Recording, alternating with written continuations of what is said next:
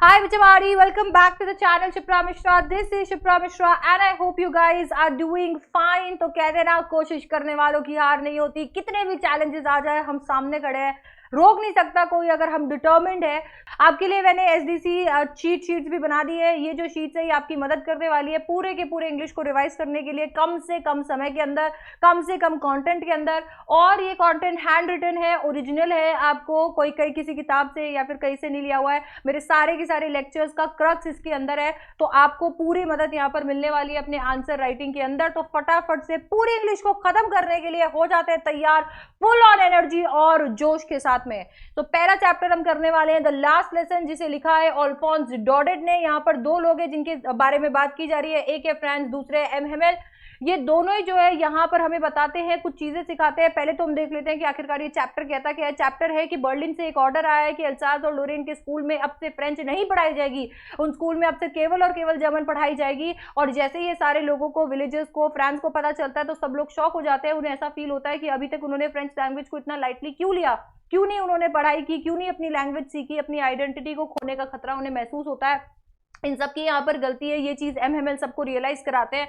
And finally इस realisation के बाद में सारे के सारे लोग अपनी कंट्री को रिस्पेक्ट पे करने के लिए एक लास्ट लेसन के अंदर इकट्ठे होते हैं, जुटते हैं। अपनी रिस्पेक्ट, अपना ग्रेटिट्यूड एक्सप्रेस करने के लिए एमएमएल के 40 सालों के लिए सब लोग इकट्ठे हो जाते हैं। एमएमएल यहाँ पर सबको ये पार्ट पढ़ाते हैं कि हमारी लैंग्वेज कितनी ज्यादा इंपॉर्टेंट है, कितना इंपॉर्टेंट है उसे गार्ड करके रखना, ताकि हम इस प्रिजन से हमेशा और हमेशा फ्री हो जाए।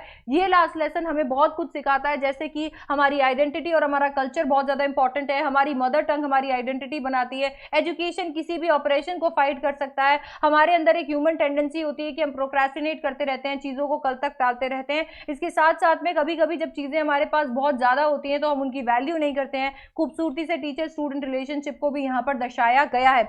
यहाँ पे मैंने ऐसे वर्ड्स भी ऐड कर दिए हैं जो आपको अपने आंसर्स के अंदर लिखने चाहिए, ताकि से आपकी आंसर्स खूबसूरत बन सके। तो आप वर्ड्स लिख सकते हो: drilling, dread, commotion, abundance, identity, counted on, thunderclap, reproach, vive la France. यहाँ पर सबसे ज्यादा इंपॉर्टेंट कैरेक्टर आपको फ्रांस देखने को मिलेगा और एमएमएल देखने को मिलेंगे। फ्रांस एक छोटा सा स्कूल बॉय है, अपने स्कूल से दूर भागता है, स्टडीज से दूर भागता है, बाहर समय बिताना उसे बहुत पसंद है, इधर उधर के कामों में टांग अड़ाना बहुत पसंद है। एमएमएल को से डरता है, बहुत ही सेंसिटिव है। फ्रेंच को लास्ट डे पे पसंद भी करता है, अपने ख्वाबों के अंदर खो जाता है, अपना रिग्रेट करता है, पछतावा उसको होता है कि उसने अटेंशन क्यों नहीं पे किया। और प्रोक्रेस्टिनेटर है, सिर्फ और सिर्फ सोचता रहता है, एक्ट कभी नहीं करता। एमएमएल जो है वो एक स्कूल टीचर है, बहुत ही क्रैंकी और एरोगेंट है, लोगों को अपने डंडे की नोक पे रखते हैं, बहुत स्ट्रिक्ट है, कल कोई भी चीजों को कल पर टालते रहते हैं, टीचिंग को इतना सीरियसली नहीं लेते हैं। 40 साल तक उन्होंने कंट्री को सर्व किया है, इमोशनली स्ट्रांग है पर कभी कभी सेंटिमेंटल भी हो जाते हैं। अपनी मिस्टेक्स को एक्सेप्ट करने की खूबी इनके अंदर है और अपनी लैंग्वेज से बेपनाह प्यार करते हैं। याद रखिएगा कि ये चैप्टर हमें एक और चीज सिखाता है और वो है फर्क लैंग्वेज के प्यार और लिंग्विस्टिक शोविनिज्म में। लैंग्वेज का प्यार जो होता है वो एमएमएल वाला है, और लिंग्विस्टिक शोविनिज्म में आप लैंग्वेज को किसी और के ऊपर थोप देते हो, जैसे कि बर्लिन ने किया अल्सास और लोरेन के साथ में। आपको नेक्स्ट चैप्टर देखने को मिलता है लॉ स्प्रिंग, जिसे लिखा है अनीस जंग ने। खास बात इस चैप्टर की ये है कि ये स्टोरीज ऑफ स्टोलन चाइल्डहुड नाम की एक किताब का एक्सर्प्ट है। यहाँ पर साहिब और मुकेश आपको दो प्रोटैगनिस्ट देखने को मिलेंगे। साहिब की स्टोरी, जिसमें साहिब एक रैग पिकर है, ढाका से आया हुआ है और दिल्ली में सीमापुरी नाम की एक जगह पर रहता है 10,000 रैग पिकर्स के साथ में, जहाँ पर बेसिक एम्यूनिटीज भी इन लोगों को नहीं मिलती है। इनके पास इतना पैसा भी नहीं है कि पैर के अंदर चप्पल तक आता ये पहन ले। ये लोग परपेचुअल स्टेट ऑफ पॉवर्टी के अंदर फंसे हुए हैं, बेचारे ट्रांजिट होम्स के अंदर रहते हैं और इन्हीं के अंदर ये बच्चे पले बड़े होते हैं और रैग पिकर्स बन जाते हैं। Rag picking over a period of time in लोगों के लिए आर्ट बन चुकी है। इन्हें मजा आता है, छोटे छोटे बच्चों को रैग पिकिंग करने में बहुत मजा आता है, क्योंकि आखिरकार ये अपने मालिक खुद होते हैं, जब चाहे जो चाहे कर सकते हैं। इन्हें ढाका जाना नहीं है, इन्हें नहीं चाहिए आइडेंटिटी, क्योंकि इन्हें 2 वक्त का खाना चाहिए। ये सारी चीजें जब हमें इनके बारे में पता चलती है तो हमें पता चलता है कि साहिब के भी बहुत सारे ख्वाब है, पर उन सारे ख्वाबों को क्रश कर दिया गया है, उसकी आइडेंटिटी को, इंडिविजुअलिटी को क्रश कर दिया गया है, क्योंकि अब वो गरीबी के हाथों मजबूर होकर एक टी स्टॉल पर काम करने लगा है, जहां पर उसे 800 रुपए दिए जाते हैं, 2 वक्त का खाना दिया जाता है। ये सब तो उसे मिलता है, पर उसका केयर फ्री लुक जो है वो जा चुका है। मुकेश की अगर हम बात करते हैं तो वो फिरोजाबाद से बिलोंग करता है, बैंगल मेकर्स की खानदान से बिलोंग करता है। फिरोजाबाद जो कि ग्लास ब्लोइंग इंडस्ट्री का सेंटर है, वहां पर सारे के सारे लोग बैंगल मेकिंग ही करते रहते हैं। इतना बैंगल मेकिंग करने के बावजूद भी उन लोगों को पैसा नहीं मिलता, मतलब उनकी आंखें जा चुकी है। 20,000 बच्चे वहां पर काम कर रहे हैं, हमारे देश का फ्यूचर वहां पर खराब हो जा रहा है, उसके बावजूद भी उन्हें पैसा पैसा नहीं मिलता है इतना भी कि वो 2 वक्त का खाना खा सके। ऐसा क्यों है? क्योंकि यहाँ पर एक विशिष्ट साइकिल है। एक तरफ साहूकार से लेकर पॉलिटिशियंस तक सारे लोग उन्हें एक्सप्लॉइट करने पर तुले हुए हैं, और दूसरी तरफ ये बैंगल मेकर्स इस एक्सप्लॉइटेशन से बाहर भी नहीं निकल सकते। किसी के अंदर हिम्मत ही नहीं है कि इससे बाहर निकल पाए। इसीलिए जब मुकेश अनीस जंग को बोलते हैं कि वो मोटर मैकेनिक बनना चाहते हैं, तो अनीस जंग उसे देखकर बहुत ही खुश होती है। आपको यहाँ पे पावर्टी देखने को मिलेगा, exploitation, child labour, loss of innocence, अपने सपनों को मार देना, किसी तरीके का डेवलपमेंट नहीं है, कास्ट का धब्बा, इसके साथ में विशिष्ट साइकिल, ड्रीम देखने की एबिलिटी ना होना, और दुनिया। एक तरफ ऐसे लोग हैं जो एक्सप्लॉइट करते हैं, दूसरी तरफ ऐसे लोग हैं जो एक्सप्लॉइट होते हैं। आपको ये सारा थीम यहाँ पर देखने को मिलेगा। इसके बाद में आप यहाँ पर इस्तेमाल कर सकते हो इन वर्ड्स का अपने आंसर के अंदर, जैसे कि scrounging, perpetual state of poverty, wilderness, transit home, mirage, howls, impoverish, lament, mind numbing toil, stigma, इन सब का इस्तेमाल करके अपने आंसर्स लिख सकते हो। 2 सबसे ज्यादा इंपॉर्टेंट कैरेक्टर्स है यहाँ पर, एक है साहिब और दूसरा है मुकेश। साहिब एक ड्रीमर है, उसको पढ़ाई करना पसंद है, वो पढ़ नहीं सकता, वो आजाद है, मॉर्निंग बर्ड की तरह है, उसका नाम आयरॉनिक है, उसे टेनिस बहुत पसंद है, एक रैक पिकर है, ढाका से आया हुआ है, केयर फ्री है, पर उसे एक्सप्लॉइट किया गया है। मुकेश भी एक ड्रीमर है, एक डिटर्मिन्ड इंसान है, अपने आप में भरोसा रखता है, बहुत ही हिम्मत वाला है, एक बैंगल मेकर है, हार्ड वर्किंग है। इसके साथ साथ में यहाँ पर हमें देखने को मिलेगा चैप्टर डीप वाटर, जिसे लिखा है विलियम डगलस ने। खास बात यह इस चैप्टर की कि ऑटोबायोग्राफिकल अकाउंट है। इसके साथ साथ में ऑफ मैन एंड माउंटेन से लिया हुआ ये एक एक्सर्प्ट है। विलियम डगलस यहाँ पर अपनी खुद की आत्मकथा बताते हैं कि किस तरीके से 10 से 11 साल की उम्र में उन्होंने स्विमिंग करने का डिसाइड किया था, अपने अवर्जन्स को फाइट करने का डिसाइड किया था, पर जैसे जैसे वो कंफर्टेबल होने लग गए थे, उनके साथ एक मिसएडवेंचर हुआ, एक बुली आया और आकर उन्होंने विलियम डगलस को पानी के डीपर एंड में डाल दिया था। वहां पर भी उन्होंने अपना डिटर्मिनेशन नहीं हारा, उन्होंने फाइट किया बाहर निकलने का, पर फिर भी वो बाहर नहीं निकल पाए थे। उसके बाद में जब उन्हें किसी ने बाहर निकाला तो सेवरल घंटों के बाद वो अपने घर जाने की हिम्मत जुटा पाए, क्योंकि उनके अंदर हिम्मत ही नहीं हो रही थी। इतना लाइफ थ्रेटनिंग एक्सपीरियंस उन्होंने यहाँ पर किया हुआ था। ये एक्सपीरियंस इतना ज्यादा खतरनाक था कि थोड़ा सा भी अगर ये पानी के करीब जाते, थोड़ा भी एक्सर्शन उनके ऊपर आता तो उनके पांव पैरालाइज हो जाते, उनका पेट खराब हो जाता। ये मेंटली और फिजिकली उन्हें टॉर्चर करने लग गया था। And that is why William Douglas ने अभी डिसाइड किया कि वो इस हैंडीकैप के साथ नहीं जिएंगे, और 1 अक्टूबर उन्होंने एक स्विमिंग इंस्ट्रक्टर को हायर किया कि मुझे आप स्विमिंग सिखाइए। अक्टूबर से लेकर अप्रैल तक उसने पीस बाय पीस उन्हें स्विमिंग सिखाई। विलियम डगलस अभी भी अपने आप से संतुष्ट नहीं थे, इस वजह से उन्होंने खुद अकेले में भी बहुत बार स्विमिंग सीखी, ताकि से उनको अंदर सेटिस्फैक्शन आए। एंड फाइनली बहुत बार ये वेस्टेजेस जो थे टेरर के, वो लौटते थे, पर वो उन्हें एक्सेप्ट करते थे, उनका सामना करते थे, उन्हें हरा देते थे। फाइनली जब उन्होंने अपने डर को हरा दिया तो उन्हें रिलीज फील हुआ, ऐसा लगा जैसे कि अब वो आजाद हैं, जो चाहे वो कर सकते हैं। उन्होंने हमें बताया कि हमें डर तो मौत से लगता है, और हमें अगर डरना चाहिए, अगर हराना चाहिए तो डर को हराना चाहिए, क्योंकि मैंने यहाँ पर मौत और उसका प्रोड्यूस किया हुआ डर दोनों फेस किया था, तो मेरी जीने की इच्छा जो है वो बढ़ गई थी। इसके साथ में वो हमें ये भी यहाँ पर बताने की कोशिश करते हैं कि किस तरीके से अपने फियर को ओवरकम करना बहुत ज्यादा जरूरी है। टीम में आपको देखने को मिलेगा किस तरीके से उनके अंदर इच्छा है कुछ भी सीखने की। यहाँ पर अवर्जन, डर को लेकर हमारे बात की गई है, चाइल्डहुड फियर्स को लेकर बात की गई है, बुलिंग को लेकर बात की गई है, पानी का डर या आमतौर पर डर के बारे में बात की गई है, दृढ़ता की हमें लड़ना है, पेशेंस को लेकर बात की गई है, मौत के डर को लेकर बात की गई है, all we have to fear is fear itself, then overcoming fear कि किस तरीके से हमें हमारे डर को हराना चाहिए, एंड फाइनली परसिवरेंस, हार नहीं माननी है बच्चों। यहाँ पर सबसे ज्यादा इंपॉर्टेंट कैरेक्टर है विलियम डगलस, जो कि एक एस्पिरेंट है, उनके अंदर डिटर्मिनेशन है, वो डरते हैं पानी से पर बहुत ही डिलीजेंट है, परसिस्टेंट है, हार नहीं मानेंगे, हार्ड वर्किंग है, सेंसिटिव है, एक बहुत अच्छे लर्नर है, फाइटर है, उनके अंदर विल पावर है, वो ब्रेव है, करेजियस है, दृढ़ है और पेशेंट है। जितना मर्जी उन्हें टाइम लगे, पर अगर वो उनको डर को हराना है तो डर को हराकर ही रहेंगे। आप कुछ वर्ड्स जो अपने आंसर्स के अंदर यूज कर सकते हो वो है treacherous, misadventure, bruiser, oblivion, piece by piece, vestiges, all we have to fear is fear itself. सबसे ज्यादा बड़ी प्रॉब्लम बच्चों को ये आती है कि उन्हें पानी के नाम याद नहीं होते हैं, तो आप 3 तरीके के पानी के नाम याद कर सकते हो। सबसे पहला कैस्केड वाटरफॉल, जहां से उन्हें अंदर ये विल आया था कि नहीं, मुझे भी अभी सारे के सारे वाटर स्पॉट्स को एंजॉय करना है। And then Lake Wentworth in New Hampshire, and Lake Warm Lake Gilbert Peak वाला जो है ये आपको याद करना है, क्योंकि इन दोनों पानियों ने कहीं ना कहीं उन्हें अपना वो सेटिस्फैक्शन कि अभी उन्हें स्विमिंग आ गई है वो दिया था, ओवरकम किया था उन्होंने अपने डर को। यहाँ पर नेक्स्ट चैप्टर है हमारा रैट ट्रैप। रैट ट्रैप किसने लिखा है? सेल्मा लेगरलॉफ ने लिखा है। खास बात इस चैप्टर की ये है कि इसे फेरी टेल मैनर के अंदर नरेट किया गया है। 2 लोग इसके अंदर सबसे ज्यादा इंपॉर्टेंट है, रैट ट्रैप सेलर और एडला विल्मेंसन। रैट ट्रैप सेलर एक इधर दर बदर भटकता हुआ इंसान है, जो कि इधर उधर प्लॉट करता रहता है, सोचता रहता है, रैट रैप बेचता फिरता है, बट इसके साथ में पता है उसे कभी भी इतना ऐसा नहीं है कि उसने इतना कमा लिया है कि उसके 2 वक्त का गुजारा हो गया, इसी वजह से उसे चोरी चकारी करनी पड़ती है, कभी कभी वो भीख भी मांग लेता है। अब ऐसे के अंदर वो बेचारा इतना ज्यादा अकेला है कि सिर्फ और सिर्फ कुछ ना कुछ सोचता रहता है। एक दिन उसके दिमाग के अंदर एक थॉट आता है कि कैसे ये पूरी की पूरी दुनिया सिर्फ और सिर्फ एक रैट रैप है, हम लोग सिर्फ और सिर्फ लालचों के पीछे भागे जा रहे हैं, और हम इतने लालची होते जा रहे हैं कि हम जैसे किसी एक चीज के पीछे भागते हैं, हमें वो चीज जकड़ लेती है और फिर हम बस एक ट्रैप में फंस जाते हैं। ये सोचते सोचते एक दिन वो एक ग्रे कॉटेज के सामने आ जाता है, जहां पर वो जाकर रहने की जगह मांगता है। क्रॉफ्टर उसे अलाउ भी कर देता है, इनफैक्ट बहुत जेनरसली उसे ट्रीट करता है, पर वो क्या करता है क्रॉफ्टर के साथ में धोखा, वो उसके घर पर ही चोरी करता है और भाग जाता है। अपनी स्मार्टनेस से प्लीज होकर वो एकदम फॉरेस्ट की तरफ चला जाता है, पर उसे तो क्या पता था कि वो एक ट्रैप में फंसने वाला है, क्योंकि इसके बाद में वो इस फॉरेस्ट से निकल नहीं पाता है। उसे जैसे ही एक आयरन वर्क्स मिलता है वो वहां पर जाता है, और वहां पर एक आयरन मास्टर आता है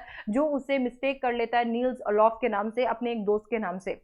वो मना नहीं करता है, उसे लगता है कि थोड़े बहुत पैसे मिल जाएंगे, बट देन उसके बाद में वो पैसे तो नहीं देता है, उसे घर के ऊपर घर पे इनवाइट करता है, वो मना कर देता है। तो वो अपनी बड़ी बेटी एडला विल्मेंसन को बेचता है, जिसके कंपैशन से खुश होकर रैट रैप सेलर उसके साथ में घर तो चला जाता है। अब उसे नहीं पता है आगे क्या होने वाला है। अगले ही दिन उसका भांडा फूट जाता है, सबको पता चल जाता है कि वो रैट रैप सेलर है, ना कि नील्स अलोफ है। इसके बाद में एडला यहाँ पर इंटरसीड करती है और बोलती है कि हमने इसे प्रॉमिस किया है कि हम इसे क्रिसमस चीयर देंगे, तो हमें इसे क्रिसमस के लिए यहाँ पर रखना चाहिए। उसकी काइंडनेस, उसका कंपैशन देखकर वो एकदम से इंट्रीग फील करता है कि आखिरकार ऐसा क्यों कर रही है ये, बट देन उसके बाद में आराम से क्रिसमस सेलिब्रेट करता है, खाता है और सोता है। इनफैक्ट उसे गिफ्ट में सूट और अगले बार क्रिसमस यहाँ पर वो सेलिब्रेट कर सकता है, इतनी लिबर्टी भी मिलती है।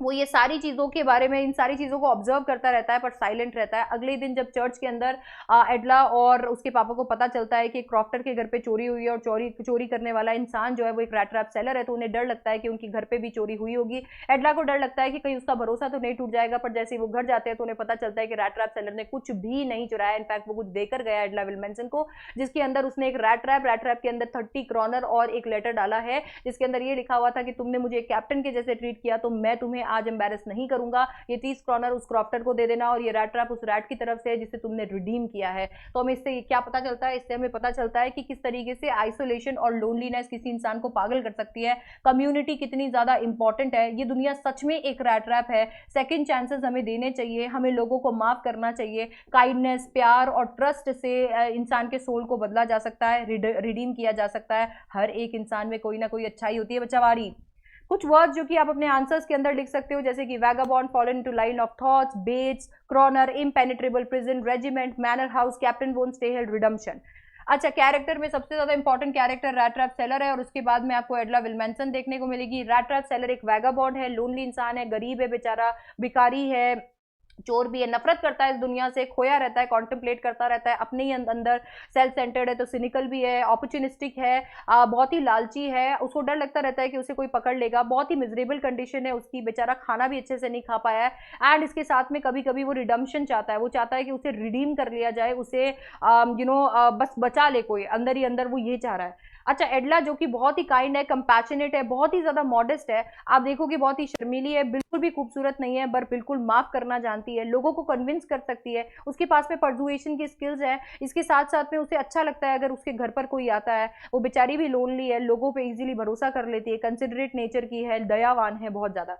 नेक्स्ट चैप्टर आपका जो है वो है इंडिगो, जिसको लुई फिशर ने लिखा है। इसकी खास बात यह है कि ये बायोग्राफिकल अकाउंट है, लाइफ ऑफ महात्मा गांधी से लिया हुआ एक एक्सर्प्ट है। इस चैप्टर के अंदर हमें पता चलता है कि किस तरीके से महात्मा गांधी जी जो है वो इंडिया में आए थे 1915 के अंदर, और उसके बाद में एक नेशनल कॉन्वेंशन के अंदर गए, और वहां पर वो राजकुमार शुक्ला से मिले, जहां उन्हें पता चला कि चंपारण के शेयर क्रॉपर्स के साथ में अच्छा नहीं व्यवहार किया जा रहा है। उन्होंने राजकुमार शुक्ला को बोला कि वो बिल्कुल चंपारण की मदद करने के लिए आएंगे, and that is when he decided कि वो जब कैलकाटा जाएंगे तो वहाँ से वो चंपारण के लिए निकलेंगे। वो कैलकाटा जाते हैं, उसके बाद में वो पटना जाते हैं, जहाँ पर उन्हें कंप्लीट इन्फॉर्मेशन नहीं मिलती है, तो वो मुजफ्फरपुर जाते हैं, जहाँ लॉयर उन्हें बताते हैं कि ये माजरा ऐसा है कि पूरी की पूरी लैंड को लार्ज एस्टेट्स में डिवाइड किया हुआ है, और एक 15% इंडिगो हार्वेस्ट शेयरिंग के बेसिस पे, रेंट के बेसिस पे इन सारे लोगों को टेनेंट्स बना के यूज़ किया जा रहा है। जर्मनी से सिंथेटिक इंडिगो की खबर मिलते ही उनको पता था, ब्रिटिशर्स को पता था कि उन्हें इससे कोई फायदा नहीं होने वाला, इसके लिए उन्होंने सोचा कि क्यों ना जाते जाते और पैसा बना लिया जाए। इसी वजह से बेचारे भोले पेजेंट्स को उन्होंने कॉम्पनसेशन का बोला कि तुम हमें कॉम्पनसेशन दे दो और हम तुम्हें इस पूरी की पूरी अरेंजमेंट से फ्री कर देंगे। भोले पेजेंट्स ने ऐसा कर भी दिया, और उसके बाद में जब उन्हें पता चलता है कि उनको ये पैसा नहीं देने की जरूरत थी, तो उन्हें ऐसा फील होता है जैसे उन्हें चीट कर दिया गया और उन्हें उनके पैसे वापस चाहिए थे। गांधी जी डिसाइड करते हैं कि यार इनको तो लॉ कोर्ट्स बिल्कुल मदद ही नहीं कर सकती है, अगर इन्हें फ्री करना है तो इन्हें डर से फ्री करना है, और अपना जो पूरा कह सकते हैं अभियान है डर से इनको फ्री करने का, वो शुरू कर देते हैं। इसके लिए फिर वो फाइनली क्या करते हैं, वो जाते हैं मोतीहारी। अच्छा, इसके लिए वो पूरे ऐसे इंफॉर्मेशन कलेक्ट करने की कोशिश करते हैं, तो उन्हें बहुत ज़्यादा बुली किया जाता है। फिर फाइनली वो इन सारी बुलीज से हटकर मोतीहारी जाते हैं, वहां से अपना हेडक्वार्टर बनाकर काम करना शुरू करते हैं। और इतने में पता है क्या होता है, इतने के अंदर उनको अगेन बुली करने के लिए बोला जाता है कि चुपचाप चंपारण छोड़कर चले जाओ। गांधी जी मना कर देते हैं, कहीं नहीं जाऊंगा चंपारण छोड़कर। अगले ही दिन उन्हें कोर्ट में बुला लिया जाता है। कोर्ट इस तरीके से इतने सारे लोगों का समर्थन देखकर हिल जाता है एकदम से, और ये इंसान कौन है। गांधी जी वहां जाते हैं और जाकर बोलते हैं कि मैं नेशनल ड्यूटी पे था, मुझसे गलती हुई है, आप मुझे पेनल्टी बता दीजिए, मैं पेनल्टी भर देता हूं। तो इतने में जज एकदम से बैफल हो जाता है, सोचता है यार ये इंसान कहां से आया है। एंड देन उसके बाद में उन्हें फ्री कर दिया जाता है। महात्मा गांधी जी को अभी नहीं पता है कि ये सारे के सारे लोग डर गए। महात्मा गांधी जी यहाँ पर इस चीज का इंतजाम कर रहे हैं कि अगर उन्हें जेल हो गई तो फिर क्या होगा। सारे के सारे लोग उनके सपोर्ट के अंदर आते हैं और उन्हें लगता है कि चंपारण की बैटल तो वो जीत ही गए। केस वापस ले लिया जाता है और सर एडवर्ड गेट जो है वो डिसाइड करते हैं कि कमीशन बैठेगा जिसके अंदर ये सारे के सारे लोग एक साथ बैठ जाएंगे एंड डिसाइड कर लेंगे किसकी गलती है और इस केस को सॉर्ट कर दिया जाएगा। कमीशन बैठता है। ब्रिटिशर्स 1 रुपया देने के लिए अग्री नहीं करते हैं, बट गांधी जी उन्हें कैसे जैसे 25% देने के लिए अग्री करवा देते हैं। इस 25% पैसा रिफंड के साथ साथ में वो अपनी इज्जत भी यहाँ पर देते हैं। एंड जैसे कि गांधी जी ने प्रिडिक्ट किया था, वो एस्टेट हमारे अपने लोगों के पास वापस चले जाते हैं। ऐसे ही थे गांधी जी को बड़े बड़े सोल्यूशन इन सब में इंटरेस्ट नहीं था। वो एक एक इंसान की जिंदगी जो है डेली लाइफ की प्रॉब्लम्स को सॉल्व करना चाहते थे, एक एक इंसान को फ्री करना चाहते थे ताकि पूरा का पूरा देश फ्री हो जाए। उनके लॉयल्टी लोगों के साथ थी, एब्स्ट्रैक्शन के साथ उनकी कोई लॉयल्टी नहीं थी। जैसे इसीलिए उन्होंने जब देखा कि चंपारण के अंदर सोशल और कल्चरल बैकवर्डनेस है, तो उन्होंने उसके लिए भी कुछ करने का डिसाइड किया। उनकी मदद के लिए बहुत सारे टीचर्स, डॉक्टर, उनकी बीवी, उनका छोटा बेटा भी वहां पर आए। इसी एपिसोड के अंदर हमें पता चलता है कि सीएफ एंड्रयूज जो कि गांधी जी के कट्टर भक्त थे, वो वहां पर आते हैं गांधी जी से मिलने के लिए। और राजेंद्र प्रसाद को ऐसा लगता है कि क्यों नहीं इनका इस्तेमाल कर लिया जाए अपने तरफ थोड़ा सा अपना पलड़ा भारी करने के लिए। तो गांधी जी उन्हें समझाते हैं कि तुम सेल्फ रिलायंट बनो, आत्मनिर्भर बनो, अगर तुम सच के लिए लड़ाई कर रहे हो तो तुम्हें किसी और चीज की जरूरत नहीं है। फाइनली ये चीज हमें पता चलती है। हमें यहाँ पर क्या पता चलता है कि किस तरीके से इफेक्टिव लीडरशिप के चलते हम किसी भी जंग को जीत सकते हैं। यहाँ पर इनजस्टिस के बारे में बात की गई है जो शेयर क्रॉपर्स के साथ हो रही थी। हमें डर के खिलाफ खड़ा होना चाहिए, एक साथ खड़ा होना चाहिए। Triumph of civil obedience disobedience के किस तरीके से हम लोग यहाँ पर सिविल डिसोबीडियंस किए थे और पहली बार मॉडर्न इंडिया के अंदर वो जीता था। इसके साथ में सत्याग्रह यानी कि ट्रूथ में कितनी ज्यादा सच्चाई होती है। हमें पॉलिटिकल व्यूज पता चलते हैं गांधी जी के, नॉन कोऑपरेशन और सेल्फ रिलायंस के बारे में भी हमें यहाँ पर पता चलता है। ऐसे वर्ड्स जो आप अपने आंसर्स में लिख सकते हो, advent, cheated, synthetic indigo, it's some, conflict of duties, depositions, alleviate, intertwined, then इसके बाद में पैसिफिस्ट, सेल्फ रिलायंट, इन वर्ड से अपने आंसर्स को और बेहतर बना सकते हो। महात्मा गांधी जी आपको एक कैरेक्टर यहाँ पर देखने को मिलेंगे जो सबसे इंपॉर्टेंट है, लीडर है, इसके साथ में ब्रेव है, प्रैक्टिकल है, डिलीजेंट है, दूसरों के बारे में सोचते हैं, नेशनलिस्ट है, एक एडवोकेट है, पोलाइटली बात करते हैं, भरोसा रखते हैं सच के अंदर, हम्बल है, ह्यूमन बींग्स के लिए लॉयल है, सेल्फ रिलायंस में भरोसा रखते हैं। जबकि अगर राजकुमार शुक्ला की अगर हम बात करें तो राजकुमार शुक्ला डिटर्मिन्ड है, परजीवरेंस रखते हैं, हार नहीं मानते हैं, रेजोल्यूट है। हाँ, पढ़े लिखे नहीं है, गरीब है, बेचारे पतले दुबले से हैं, बट लड़ाई के लिए उनका हौसला उतना ही दृढ़ है। इसके बाद में पोएट्स एंड पैनकेक्स है जिसे लिखा है अशोका मित्रन ने। यहाँ पर खास बात यह है कि ये ह्यूमरस अकाउंट है, ऑटोबायोग्राफिकल अकाउंट है। यहाँ पर माय इयर्स विद बॉस का ये एक्सर्प्ट है जहाँ पर वो जेमिनाई स्टूडियो के अंदर अपनी जिंदगी के बारे में बताते हैं। यहाँ पर अशोका मित्रन बताते हैं किस तरीके से जेमिनाई स्टूडियो नाम का एक स्टूडियो हुआ करता था जहाँ पर बहुत सारा मेकअप यूज किया जाता था। और यहाँ पर मेकअप डिपार्टमेंट के अंदर भी एक ऑफिस बॉय काम किया करता था, जो ऑफिस बॉय यहाँ पर क्राउड के ऊपर मेकअप किया करता था। एक मेकअप डिपार्टमेंट के लिए कितना ज्यादा इंपॉर्टेंट होता है मेकअप, वो यहाँ पर बताया जाता है। जबकि ये ऑफिस बॉय जो है, जो सारे क्राउड को मेकअप किया करता था, वो बहुत ही नाखुश था। उसे ऐसा लगता था जैसे कि वो एक अच्छा टॉप स्क्रीन राइटर हो सकता था, एक अच्छा पोएट हो सकता है कि डायरेक्टर हो सकता था, एक्टर हो सकता था, पर ये सब कुछ उससे छीन लिया गया है क्योंकि ये सब कुछ सुबू को मिल गया है। और सुबू को इसलिए मिल गया है क्योंकि सुबू एक ब्राह्मण है, तो उसे चिढ़ थी सुबू से। कोटामंगलम सुबू की अगर हम बात करते हैं तो कोटामंगलम सुबू यहाँ पर बहुत ही ज्यादा फेमस था क्योंकि वो बहुत मदद करता था। वो चापलूस तो था ही क्योंकि वो चमचागिरी चमचागिरी कर करके आगे बढ़ता था, बॉस के साथ में चिपका रहता था, बट इसके साथ साथ में वो बहुत ही क्रिएटिव, बहुत ही इनोवेटिव भी था। उसके पास में हर चीज़ के आइडियाज़ थे। वो दूसरों से काम ज़रूर कराया करता था, पर दूसरों की मदद के लिए हमेशा खड़ा रहता था। ये कोटामंगलम सुब्बू एक्चुअली स्टोरी डिपार्टमेंट को बिलॉन्ग करता था, जहाँ पर एक लॉयर भी हुआ करता था, जो कि बेचारा कोशिश तो करता था लोगों की मदद करने के लिए, पर हमेशा उल्टा ही हो जाता था। स्टोरी डिपार्टमेंट को शट कर दिया गया था। इसके बाद में हमें यहाँ पर पता चलता है कम्युनिज्म के कॉन्सेप्ट के बारे में। हमें बताया जाता है कि किस तरीके से फ्रैंक बकमैन की मॉरल रीआर्मामेंट आर्मी जो है वो जेमिनी स्टूडियो के अंदर आती है, और आकर वहाँ पर अपने 2 प्लेस के थ्रू लोगों को थोड़ी सी मॉरल वैल्यूज देती है, बट देन उनके सेट, उनके कॉस्ट्यूम इतने ज़्यादा इंटरेस्टिंग होते हैं कि सारे लोग उन्हें कॉपी करने लग जाते हैं। सालों बाद अशोका मित्रन को पता चलता है कि ये जो रीआर्मामेंट आर्मी है, ये एक्चुअली कम्युनिज्म को काउंटर करने के लिए यहाँ पर आई थी, तो उन्हें यूज्ड फील होता है। बट देन इसके बाद में हमें पता चलता है कि स्टीफन स्पेंडर नाम के एक और यहाँ पर पोएट जो है वो आने वाले हैं। स्टीफन स्पेंडर नाम के पोएट को कोई नहीं जानता है, उनके लिए सब लोगों के लिए स्टीफन स्पेंडर एकदम नहीं है। फाइनली इसके बाद में क्या होता है, इसके बाद में स्टीफन स्पेंडर वहाँ पर आते हैं, लोग उनको गुमनाम समझते हैं, पता ही नहीं है कौन है वो। आते हैं, आकर स्पीच देते हैं, सारे लोग एकदम बैफल्ड रहते हैं, उन्हें समझ ही नहीं आता वो क्या कह रहे हैं, एक मिस्ट्री रह जाती है वो। बट उसके बाद में अशोका मित्रन जी जब एक बार प्रोस राइटिंग का अपना आर्टिकल सबमिट करने के लिए द एनकाउंटर नाम की मैगजीन के लिए ब्रिटिश लाइब्रेरी जाते हैं, तो उन्हें द एनकाउंटर के एडिटर में स्टीफन स्पेंडर का नाम देखने को मिलता है, एंड दैट इज हाउ उन्हें पता चलता है, अरे हाँ ये तो मेरा देखा हुआ है, ये तो वही पोएट है। अभी भी मिस्ट्री सॉल्व नहीं हुई थी कि वो वहाँ पर आए क्यों थे। देन उसके बाद में जब उनकी जॉब चली जाती है, दैट मीन्स वो रिटायर हो जाते हैं, उसके बाद में वो थोड़ी बहुत कभी की कुछ किताबें, कुछ भी सस्ती चीज़ें लेते रहते हैं। तो एक बार उन्हें 50 पैसे के अंदर एक किताब मिल रही होती है, द गॉड दैट फेल्ड, और उस किताब को जैसे ही वो खरीद लेते हैं तो वहाँ पर उन्हें स्टीफन स्पेंडर का नाम देखने को मिलता है।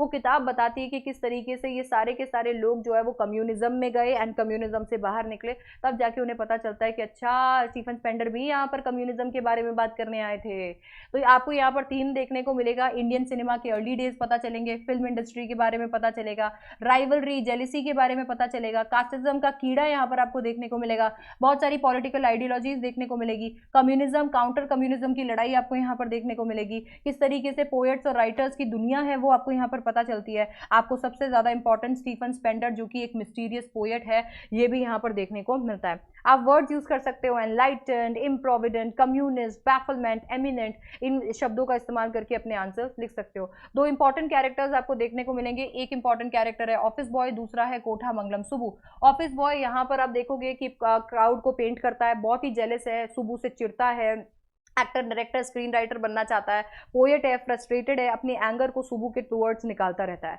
कोटामंगलम सुब्बू नंबर 2 है, चीयरफुल है, रिसोर्सफुल है, चैरिटेबल है, लविंग है, एक बहुत ही अच्छा एक्टर है, पोएट है, नॉवलिस्ट है, साइकोफैंट है, चमचागिरी करता है, क्रिएटिव है, इनोवेटिव है, इम्प्रोविडेंट है, बिल्कुल नहीं सोचता कि मेरे पास कितना पैसा बचेगा नहीं बचेगा, जब दूसरों की मदद करने की बात आती है तो मदद कर देता है। नेक्स्ट चैप्टर आपका जो है वो है द इंटरव्यू। द इंटरव्यू को किसने लिखा है? क्रिस्टोफर सिल्वेस्टर ने लिखा है। क्रिस्टोफर सिल्वेस्टर का ये जो चैप्टर है ये एक्सर्प्ट है पेंगुइन बुक ऑफ इंटरव्यू का। यहाँ पर थीम की अगर हम बात करते हैं, एक्चुअली इस पूरे के पूरे चैप्टर के अंदर पहले पार्ट के अंदर ये बताया गया है कि इंटरव्यू किस तरीके से, उसके पॉजिटिव साइड में बताया हुआ है कि वो एक तरीके के आर्ट है, एक सोर्स ऑफ ट्रूथ है, जबकि नेगेटिव साइड के अंदर उसे इंट्रूजन के जैसे बताया गया है कि लोगों की प्राइवेट लाइफ के अंदर एक इंट्रूजन है, एक दखल अंदाजी है। यहाँ पर बहुत सारे लोग इसके लिए आवाज उठाते हैं और उन बहुत सारे लोगों में आते हैं V S. Naipaul, Lewis Carroll, Rudyard Kipling, H.G. Wells, Saul Bellow, Dennis Brian, सारे के सारे लोग जो है ये यहाँ पर बताते हैं कि किस तरीके से इंटरव्यू जो है उन्हें वूंड कर देता है, उन्हें घायल कर देता है। इसके बाद में हमें दूसरे पार्ट के अंदर ये पता चलता है कि उम्बर्टो इको बहुत ही हंसते खेलते, बहुत ही अच्छी तरीके से इंटरव्यू देते हैं।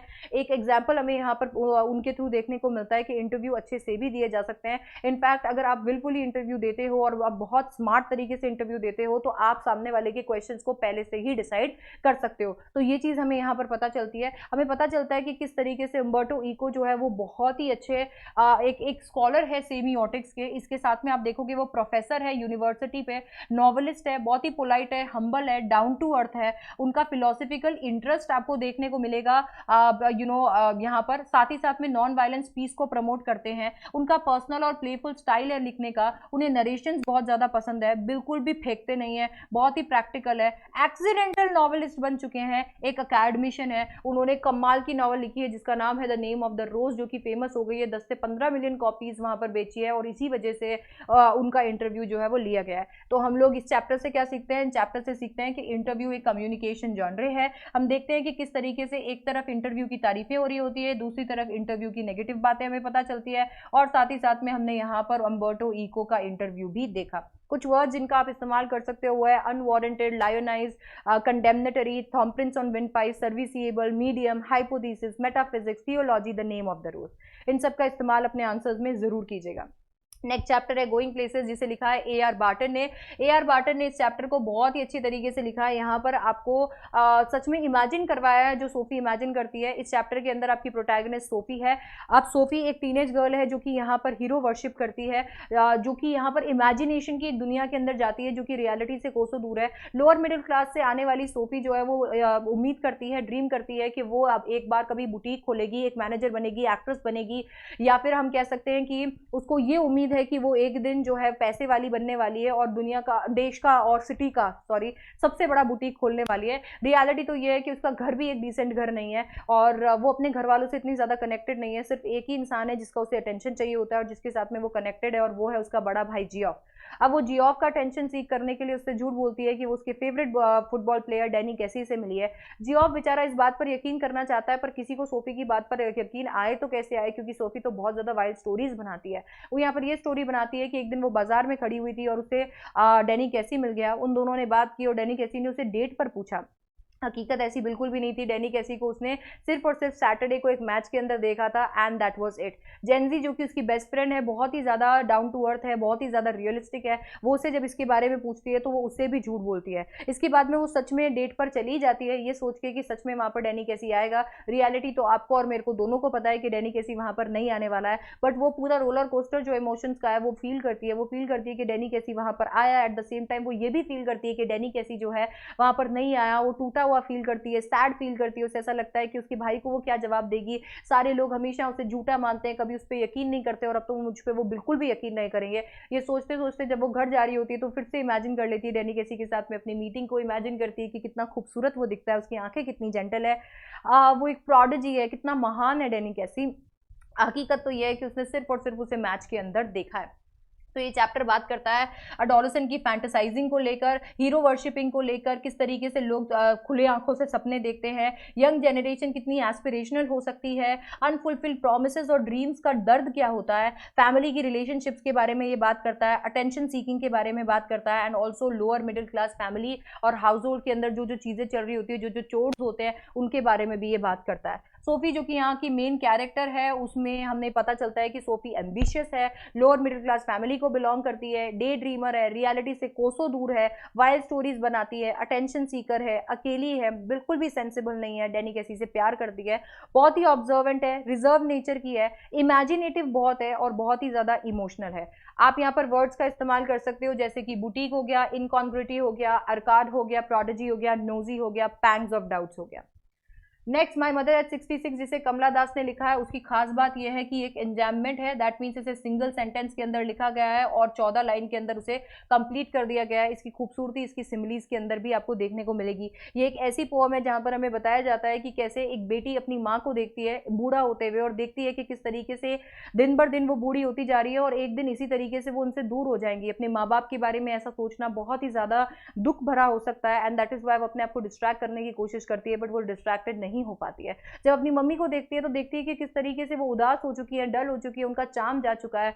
ऐसा लगता है जैसे कि शायद जब वापस आएंगी तो शायद अपनी मम्मी से कभी मिल भी नहीं पाएंगी, एंड दैट इज व्हेन एकदम से एक फियर, एक अजीब सा डर, एक अजीब सा दर्द उनके अंदर आ जाता है, पर अपनी मम्मा को वो चीज़ वो नहीं दिखा पाती है और एक हॉलो सी स्माइल करती है और अपनी मम्मा को ऑप्टिमिस्टिकली गुड बाय बोल देती है।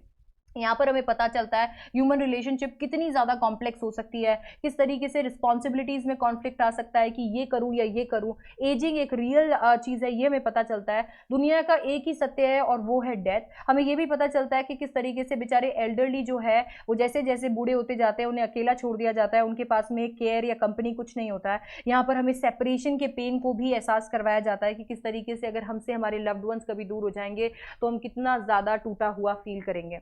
यहाँ पर आपको बहुत सारे पोएटिक डिवाइसेस देखने को मिलेंगे, जैसे सिमिली देखने को मिलेगा, her face ashen like that of corpse में, पर्सोनिफिकेशन देखने को मिलेगा यंग ट्रीज में, इमेजरी यंग ट्रीज और मैरी चिल्ड्रन में देखने को मिलेगा, कॉन्ट्रास्ट मैरी चिल्ड्रन में देखने को मिलेगा, सिमिली देखने को मिलेगा as a late winter moon में, रेपिटेशन देखने को मिलेगा स्माइल स्माइल स्माइल में। आपको यहाँ पर वर्ड जो यूज किए जाने चाहिए आपको अपने आंसर के अंदर वो है doze, ashen, corpse, spilling, vein, एक और एजिंग।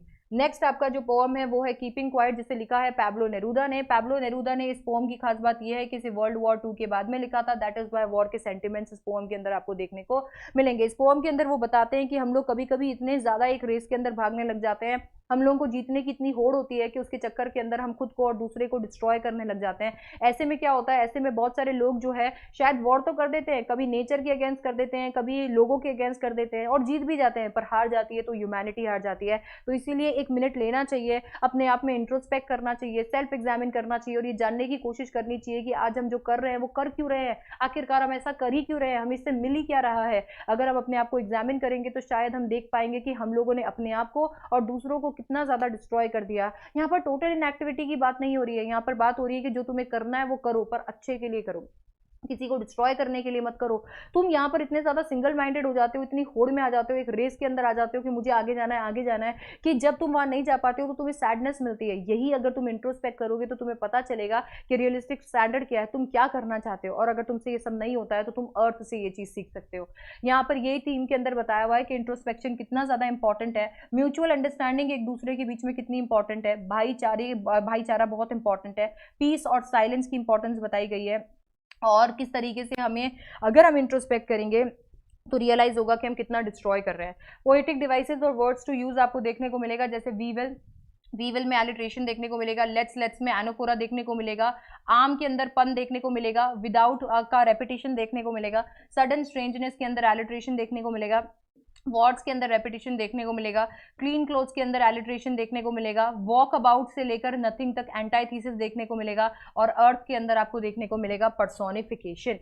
अगर अ थिंग ऑफ ब्यूटी की बात की जाए तो इसे जॉन कीट्स ने लिखा है, और जॉन कीट्स ने इस पोअम को लिखा है। इसकी खास बात यह है कि ये ग्रीक लेजेंड से आती है जिसका नाम है एंडीमेयन, और उसका ये एक्सर्प्ट है। एंडीमेयन नाम का एक शेफर्ड हुआ करता था जिसने मून गॉडेस सिंथिया को देखा था, और उसका जैसे उसने पीछा किया तो उसे बहुत सारी खूबसूरत चीजें दिखी, एंड दैट इज व्हेन उसने ये सारी चीजों को रिकॉर्ड कर लिया, and that is how John Keats ने यहाँ पर हम लोगों को बस मतलब इस पोअम के अंदर हमें बस उसी पार्ट के बारे में पता है। हमें पता है कि किस तरीके से किसी भी अगर खूबसूरत चीज को एक बार देख लिया जाए ना तो उस दिमाग पर एक ऐसा इंप्रिंट लेकर आता है कि उसे बाद में हम कभी भी नहीं भूल सकते हैं, कभी भी नहीं।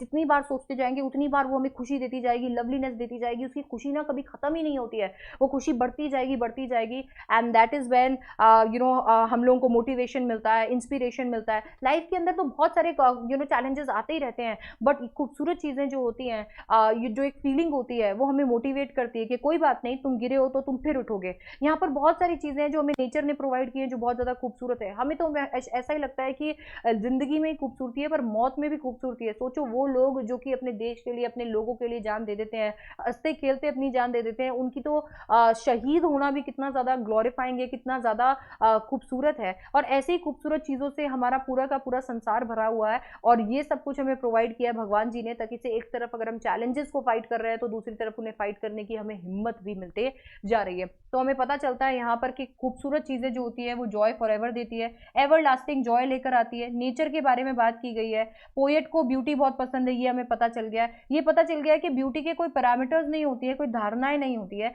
ब्यूटी हमारे लिए मोटिवेशन और इंस्पिरेशन का सोर्स है, और जिंदगी के पार्ट्स एंड पार्सल्स तो चलते ही रहते हैं, चैलेंजेस तो चलते ही रहते हैं, खूबसूरत चीजें बस हमें उन्हें फाइट करने में मदद करती है। अ थिंग ऑफ ब्यूटी के अंदर आपको एपिग्राम देखने को मिलेगा, और आरवी रेडिंग के अंदर इन्वर्जन देखने को मिलेगा। इमेजरी देखने को मिलती है फ्लावरी बैंड में, सन में, मून में, ट्रीज में, डैफोडिल्स में, क्लियर हिल्स में, मस्क रोजेस में। फ्लावरी बैंड के अंदर आपको मेटाफर देखने को मिलेगा, ऑफ में एनाफोरा देखने को मिलेगा, कूलिंग कवर्ट में एलिट्रेशन देखने को मिलेगा, माइटी डेड में ऑक्सीमोरॉन देखने को मिलेगा, और राइम स्कीम है AABBC। इसके साथ में रोड साइड स्टैंड जिसको रॉबर्ट फ्रॉस्ट ने लिखा है। रॉबर्ट फ्रॉस्ट यहाँ पर किस चीज़ के बारे में बात करते हैं कि किस तरीके से दुनिया दो भागों में बटी हुई है। एक साइड जहाँ पर आपको ऐसे लोग देखने को मिलते हैं जिन्हें भगवान ने बहुत कुछ दिया है, बहुत सारी अपॉर्चुनिटीज दी है। दूसरी तरफ ऐसे लोग देखने को मिलते हैं जिनके पास में 2 वक्त का खाना भी नहीं है और कोई अपॉर्चुनिटी नहीं है, कोई चारा नहीं है जहाँ से वो एक्चुअली वो खाना लेकर आ सके। जब वो लोग किसी सोर्स ऑफ इनकम को लगाते भी हैं, जैसे कि एक रोड साइड स्टैंड लगाते भी है, तो हम लोग इतने ज़्यादा सेल्फिश हो जाते हैं कि हम उनकी मदद तक नहीं करते हैं। वो लोग तो सिर्फ हम पे डिपेंडेंट है, हमें उनकी उनकी मदद करनी चाहिए, बट हम ऐसा बिल्कुल नहीं करते हैं। ऐसे में उन लोगों के पास में कोई ऑप्शन नहीं बच जाता है, उनकी मिजरी इतनी ज़्यादा बढ़ जाती है, उनकी सैडनेस इतनी ज़्यादा बढ़ जाती है कि शायद उन्हें मौत ही उस से छुटकारा दिला सकती है। पर क्या ये सही है? क्या हम उनकी मदद नहीं कर सकते? क्या हम उन प्रोमिस को फुलफिल नहीं कर सकते जो हम लोग उन्हें करते हैं? क्या हम एक बार अपने फायदे के बारे में ना सोच के उनके फायदे में नहीं सोच सकते? क्या हम लोग एक छोटी सी हेल्प उनकी नहीं कर सकते, क्योंकि हमारी छोटी हेल्प भी उनके लिए बहुत बड़ी हो सकती है। ये चैप्टर बस, ये पोम इसी बारे में बात करता है कि पैथेटिक कंडीशन के अंदर कैसे गरीब लोग रहते हैं, डिप्राइव्ड लोगों के बारे में बात की जाती है, हैव्स एंड हैव नॉट्स के बारे में बात की जाती है, हम जो लोग सिटी में रहते हैं कितने ज्यादा सेल्फिश है इसके बारे में बात की जाती है, अर्बनाइजेशन के बारे में बात की गई है, परपेचुअल स्टेट ऑफ पॉवर्टी, किस तरीके से गरीबी जो है वो परपेचुअल है, हेल्पलेसनेस ऑफ द पुअर के बेचारे, उनको आप नहीं, मतलब वो बेचारे ऐसे हो गए हैं कि उनकी मदद आप करो पर उनके पास में और कोई चारा ही नहीं है। इनोसेंस और उनका विल पावर, उनका होप जो है वो यहाँ पर दिखाया जाता है कि हर बार उम्मीद उनकी टूटती है पर फिर भी वो खड़े हो जाते हैं। यहाँ पर आपको कुछ पोएटिक डिवाइसेस देखने को मिलेंगे, जैसे कि कॉन्ट्रास्ट देखने को मिलेगा लिटिल ओल्ड हाउस के अंदर और न्यू शेड के अंदर, पर्सोनिफिकेशन देखने को मिलेगा रोड साइड स्टैंड में, एलिट्रेशन देखने को मिलेगा पैथेटिकली प्लेड में, मेटाफर देखने को मिलेगा फ्लावर ऑफ सिटीज में, ट्रांसफर्ड एपिथेट देखने को मिलेगा पॉलिश्ड कार ट्रैफिक में, और में देखने को मिलेगा एनाफोरा, एलिट्रेशन और ऑक्सीमोरॉन दोनों देखने को मिलेगा ग्रीडी गुड डूअर्स और बेनिफिसेंट बीस्ट ऑफ प्रे में, ट्रांसफर्ड एपिथेट देखने को मिलेगा सेल्फिश कार्ड्स के अंदर। नेक्स्ट आपकी पोएम है आंट जेनिफर्स टाइगर, जिसे एड्रीन रिच ने लिखा है। एड्रीन रिच इस पोएम के अंदर हमें बताती है कि किस तरीके से ये पूरी की पूरी सोसाइटी जो है, मेल डोमिनेटिंग पेट्रियार्कल सोसाइटी जो है वो एक औरत को विक्टिमाइज करती है, उसकी चुप्पी का कारण बन जाती है। वो अपने डिजायर्स को, अपने फ्रीडम को बिल्कुल भी नहीं अटेन कर सकती है, वो इतना फ्री नहीं रह सकती है। और इस पोएम के अंदर हमें ये भी बताया गया है कि किस तरीके से सिर्फ डेथ ही है जो हमें उससे फ्री कर सकती है। इस पोएम में बताया गया है कि किस तरीके से आंट जेनिफर जो है वो अपने डिजायर्स को टाइगर के रूप के अंदर बनाने की कोशिश तो कर रही है, पर ये जो बर्डन है उनके रिस्पॉन्सिबिलिटीज का, सोसाइटी का, हस्बैंड का, ये उन्हें वो करने नहीं दे रहा। शायद मरते वक्त तक भी ये वो नहीं कर पाएंगी, हमेशा वो जुड़ी रहेगी उस अंगूठी के साथ में, जो कि उनके ऊपर ये प्रेशर डालता रहता है, उन्हें सप्रेस करता रहता है। शायद वो तो एक दिन मर जाएगी पर उनके टाइगर्स इसी तरीके से प्रांस करते रहेंगे, वो निडर रहेंगे, वो करेजियस रहेंगे, वो फ्री रहेंगे। इसका थीम है मेल डोमिनेंस। इसके साथ में हमें पता चलता है औरतों को विक्टिमाइज यहाँ पर किया गया है, ऑपरेशन जो है पेट्रियार्की का वो यहाँ पर बताया गया है, रिस्पॉन्सिबिलिटीज के बर्डन के बारे में बात की गई है, टॉक्सिक रिलेशनशिप्स के बारे में बात की गई है, और बताया गया है कि किस तरीके से लोग मर जाते हैं पर उनकी आर्ट सदैव ही जिंदा रहती है। आर्ट जेनिफर यहाँ पर सिंबोलिज्म है, ब्राइट टोपाज मेटाफर है, दे में आपको एनाफोरा देखने को मिलेगा, फिंगर्स फ्लटरिंग में एलिट्रेशन, अंकल्स वेडिंग बैंड में सिंबोलिज्म है, हैंड में आपको सेनिकडेकी और ट्रांसफर्ड एपिथेट देखने को मिलेगा, रिंग्ड के अंदर आपको पन देखने को मिलेगा, और प्रांसिंग प्राउड के अंदर मिलेगा आपको एलिट्रेशन। इसके साथ में थर्ड लेवल की अगर हम बात करें तो इसे जैक फिनी ने लिखा है। जैक फिनी ने इसे साईफाई जॉनर में लिखा हुआ है, ये ओपन एंडेड है, आप अपने आप से इंटरप्रेट कर सकते हो। यहाँ पे प्रोटैगनिस्ट चार्ली है, चार्ली जो कि दुनिया से थक चुका है, खत्म हो चुकी है उसकी सारी की सारी उम्मीदें इस दुनिया से, क्योंकि ये दुनिया ने आखिरकार किया ही क्या है, ये दुनिया सिर्फ और सिर्फ आपको वरीज देती है, इनसिक्योरिटीज देती है, वॉर देती है, दुख दर्द देती है, एंड दैट इज वाई वो प्रेजेंट में रहना ही नहीं चाहता है यार, वो पास में चले जाना चाहता है, वो एकदम से गुम जाना चाहता है उस टाइम में जब ये सारी चिंताएं नहीं हुआ करती थी, एंड दैट इज वेयर वो हेलुसिनेशन शुरू कर देता है, उसके लिए द्वार खुल जाते हैं टाइम ट्रैवल के।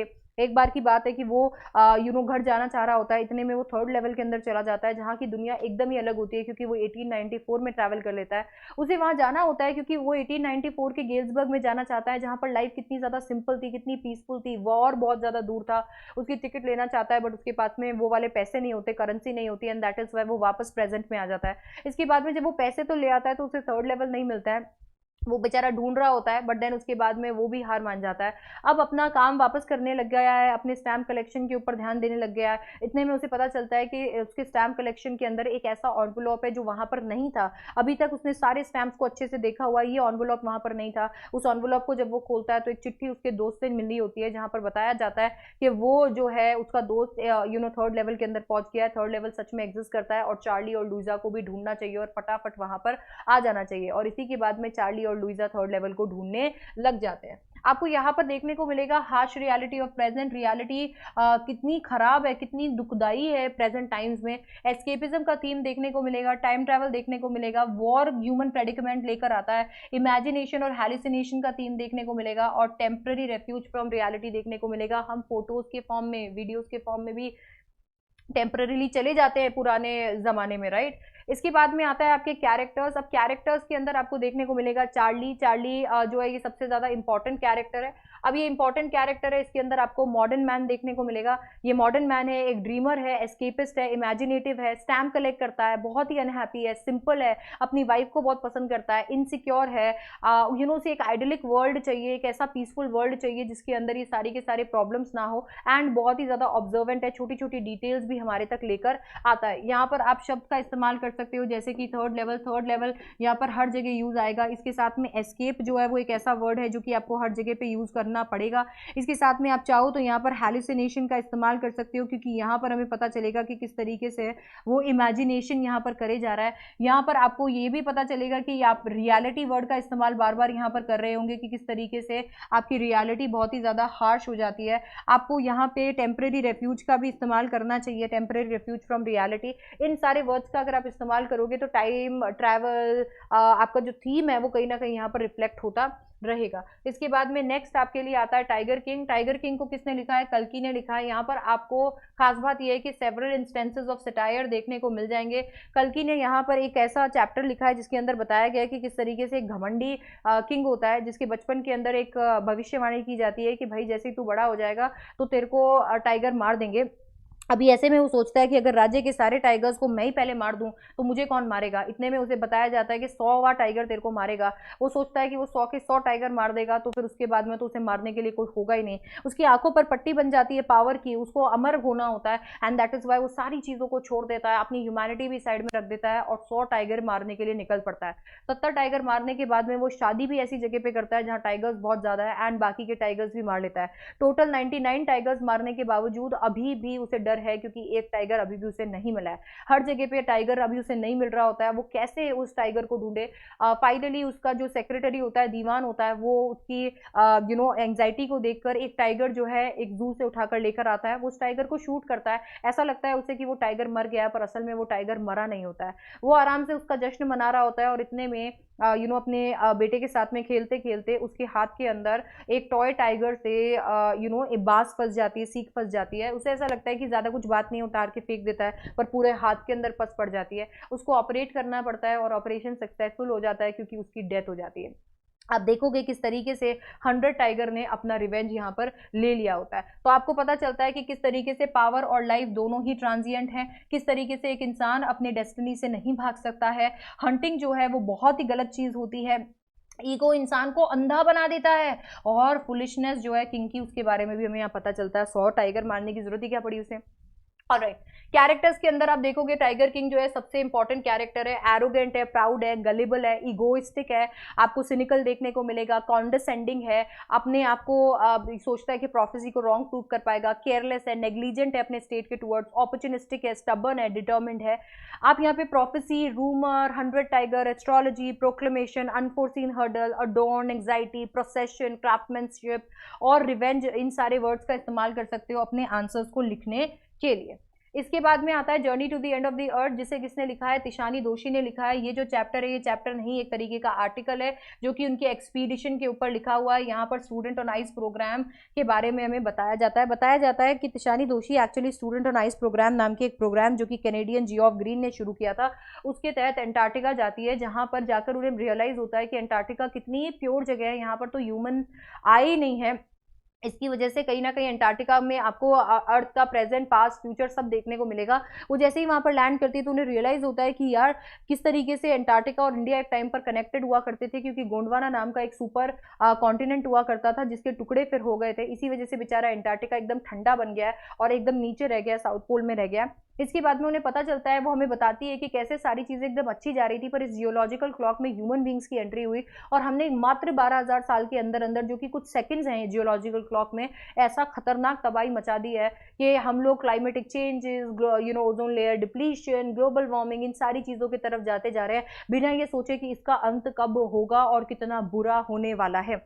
इसके बाद में हमें यहाँ पर यह भी बताया जाता है कि किस तरीके से हम लोग तिशानी दोशी को ये opportunity student on ice programme ने दी थी, और स्टूडेंट ऑन आइस प्रोग्राम के तहत वो वहां पर पहुंची। ये प्रोग्राम इसी चीज पे फोकस करता है कि ऐसे अमीर अमीर लोग, रिटायर्ड लोगों को वहां ले जाने से तो अच्छा है कि छोटे बच्चों को वहां लेकर जाया जा सके ताकि वो ऑब्जर्व, लर्न और एक्ट कर सके, क्योंकि वही तो फ्यूचर पॉलिसी मेकर्स होंगे। एंड देन उसके बाद में वो ये भी बताती है कि किस तरीके से अगर आप एक बार अंटार्कटिका चले जाओगे ना तो आपके अंदर से अंटार्कटिका नहीं जाएगा। अंटार्कटिका की बायोडाइवर्सिटी इतनी ज्यादा सिंपल है कि जब आप वहां जाते हो तो आपको रियलाइज होता है कि जो छोटी छोटी चीजें हैं वो कितना बड़ा इंपैक्ट लेकर आ सकती है। वो यहाँ पर अपनी ओशन पे वॉक के बारे में बताती है कि किस तरीके से उनका वेसल एक ओशन पे रुक गया था एंड वहां पर जाकर उन्होंने ओशन के ऊपर चला। जैसे ही वो ओशन के ऊपर चल रहे थे तो उनके नीचे उन्होंने लाइफ महसूस की, उन्होंने देखा कि कितना ज्यादा डिफरेंट है। वो अंटार्कटिका से 2 हफ्तों के अंदर वापस जरूर आ गई थी पर अंटार्कटिका उनके अंदर से नहीं निकल पाया। थीम आपको देखने को मिलेगा प्रिस्टीन अंटार्कटिका, ह्यूमन इंपैक्ट जो है प्लैनेट पे, प्रेजेंट पास्ट फ्यूचर सब कुछ अर्थ का आपको वहां मिल जाएगा। किस तरीके से यूथ जो है वो एक्शन टेकर्स होते हैं, फ्यूचर पॉलिसी मेकर्स होते हैं। आप यहाँ पर वर्ड्स का इस्तेमाल कर सकते हो जैसे कि isolation, Gondwana, Drake passage, chilling prospect, ping pong ball, prognosis, ruckus, policy makers, epiphanies. तो इन सब का आप इस्तेमाल कर सकते हो। आपको इंपॉर्टेंट कैरेक्टर यहाँ पर तिशानी दोषी देखने को मिलेंगी जो कि यहाँ पर बहुत ही परसेप्टिव है। आपको यहाँ पर ऑब्जर्वेंट देखने को मिलेगी, एक नया एक इम्पैक्ट क्रिएट करने के लिए वो उतारू है। आपको चैप्टर के अंदर इवेंट्स याद करने पड़ेंगे क्योंकि इसके अंदर फैक्ट्स है, तो इवेंट्स मैंने यहाँ लिख दिए हैं। व्हाट इज अंटार्कटिका से कहानी शुरू होती है, 60 मिलियन ईयर्स ओल्ड गोंडवाना की बात की जाती है, इंडिया कैसे बना है उसकी बात की जाती है, ह्यूमंस ने क्या किया उसकी बात की जाती है, स्टूडेंट ऑन आइस प्रोग्राम की बात की जाती है, बायोडाइवर्सिटी की सिंप्लिसिटी की बात की जाती है and finally walk on ocean के बारे में बात की जाती है। चैप्टर को याद करना इसकी मदद से हो जाएगा आसान। नेक्स्ट चैप्टर है एनिमी, जिसे लिखा है पर्ल एस बक ने। डिस्क्रिप्टिव स्टाइल ऑफ राइटिंग के अंदर इसे लिखा गया है। प्रोटैगनिस्ट आपको यहाँ पर सदाव देखने को मिलेंगे। ये चैप्टर के अंदर बताया जाता है कि डॉक्टर सदाव जो कि एक सर्जन और एक साइंटिस्ट है और वॉर के टाइम में ट्रूप्स के साथ में नहीं गए हैं और जापान के अंदर ही रुक गए हैं। वो एक दिन अपने घर के अंदर इंतजार कर रहे होते हैं, दैट मीन्स ऐसे वैरेंडा के अंदर खड़े होते हैं और सोच रहे होते हैं कि किस तरीके से उनकी वाइफ जो है हाना, उन्हें वाइफ उनकी हाना मिल गई। अगर सोचो वो हाना से नहीं मिले होते तो शायद कभी जीवन के अंदर पता नहीं उनका क्या हुआ होता। तो वो यहाँ पर सोच रहे थे कि किस तरीके से बाय चांस वो हाना से मिल गए एंड फाइनली वहां पर हाना भी आ जाती है। एक मोमेंट वो शेयर कर रहे होते हैं, इतने में उन्हें एक इंसान जो है वो आता हुआ दिखता है। वो इंसान उन्हें फिशरमैन लगता है सबसे पहले एंड जैसे वो इस इंसान के पास में भागते हैं तो पता चलता है कि वो एक वाइट मैन है। वो लोग डिलेमा में पड़ जाते हैं कि इसे वापस फेंक दिया जाए या फिर इसे घर के अंदर ले जाया जाए। बाद में उन्हें रियलाइज होता है कि ये तो एक अमेरिकन भी है, दैट मीन्स एक प्रिजनर ऑफ वॉर है जिसने भागने की कोशिश की होगी और इसी वजह से गोली भी लग गई है। ये रियलाइजेशन यहाँ पर करने के बाद में वो डिसाइड करते हैं कि क्योंकि इंसान ये जख्मी है इसकी वजह से इसे अंदर ले जाना ही चाहिए। तो ह्यूमैनिटी जो है वो ऊपर उठ जाती है सारे प्रेजुडिसेस से और वो उसे अंदर लेकर जाते हैं, उसको ऑपरेट करते हैं। ऑपरेशन के अंदर भी बहुत ज्यादा डिफिकल्टीज होती है बट उसके बावजूद भी उसे ऑपरेट करते हैं। ऑपरेशन के बावजूद भी वो इंसान सर्वाइव कर जाता है। इस चीज को देखकर उनके सर्वेंट्स का ये मानना होता है कि वो अमेरिका में इतने दिन रहे हैं कि उनके अंदर एक सॉफ्ट कॉर्नर अमेरिका को लेकर डेवलप हो चुका है। सर्वेंट्स तो इस बात से बिल्कुल खुश नहीं होते हैं एंड दैट इज वाई 7वें दिन वो घर छोड़कर चले जाते हैं। 7वें दिन जनरल की तबीयत खराब हो जाती है और सदाव वहां पर जाता है। सदाव जो कि अंदर से पेट्रियट भी है तो वो जाकर जनरल को पूरी बात बता देता है और ये तक बोल देता है कि आप मुझे फांसी दे दो। बट जनरल के लिए सदाव इंडिस्पेंसिबल है क्योंकि जनरल की तबीयत इतनी खराब है और केवल सदाव ही उनका इलाज कर सकता है। इस वजह से वो बोलता है कि मैं तुम्हें कुछ नहीं होने दूंगा, मैं उस इंसान को खुद ही मरवा दूंगा। वो ये प्रॉमिस तो कर देता है बट वो मारवाने के लिए इतने सारे लोग जो है उन्हें भेजता नहीं है। इतने में सदाव 3 दिन तक इंतजार करते हैं उन लोगों का आने का कि वो आएंगे और वो आकर उस पीओडब्ल्यू को मारेंगे। बट जबकि कोई आता नहीं है तो वो डिसाइड करता है कि क्यों ना इसे मैं ही भगा दूं। वो सारे अरेंजमेंट्स कर देता है, उसे तैयार करता है, उसे बोलता है कि तुम्हें यहाँ से जाना पड़ेगा। सारे इंस्ट्रक्शन देने के बाद में उसे वहां से भेज देता है। वो इंसान जैसे ही वहां से चला जाता है, जनरल की तबीयत खराब होती है, वो जनरल का ऑपरेशन करता है, जनरल को सारी बात बताता है और जनरल यहाँ पर इस चीज को लेकर बहुत ही ज्यादा दुखी फील करते हैं। उन्हें ऐसा लगता है ये उनकी वजह से है कि वो एनिमी भाग गया है।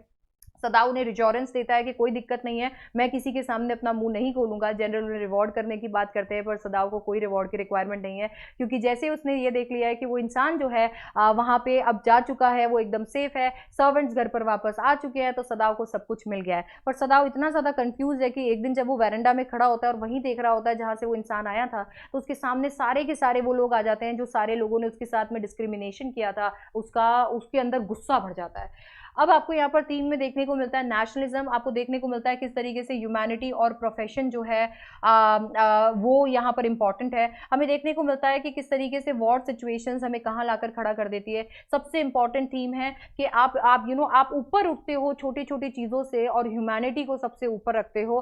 प्रेजुडिसेस जो कि वॉर क्रिएट करता है उसके बारे में बताया गया है कि कितना ज्यादा एथिक्स जो है वो मेडिकल प्रोफेशन के साथ में जुड़े हुए हैं, साथ ही साथ में ड्यूटी और कॉन्शियंस के बीच में कभी कभी लड़ाई जंग छिड़ जाती है। ऑलराइट, डॉक्टर सदाव जो कि इंपॉर्टेंट कैरेक्टर है, वो मॉरली कॉन्शियस है, पेट्रियोटिक है, कंफ्यूज्ड है, डिटर्मिन्ड है, एक डॉक्टर है पहले, सारे प्रेजुडिसेस से ऊपर उठे हुए हैं, अंदर उनकी इंसानियत है, केयरफुल है, डिलीजेंट है, अपॉर्चुनिस्टिक है, अपने फैमिली को पहले रखते हैं, एथिकल है, डेयरिंग है। जबकि अगर हम हाना की बात करते हैं तो हाना कंपैशनेट है, कंसिडरेट है, प्रूडेंट है, एक अच्छी वाइफ है, सपोर्टिव भी है। जनरल की अगर हम बात करते हैं तो वो बहुत ही ज्यादा सेल्फिश है, गलेबल है, वायलेंट है, अपने अपने आप से भरा हुआ है और बहुत ही बीमार है।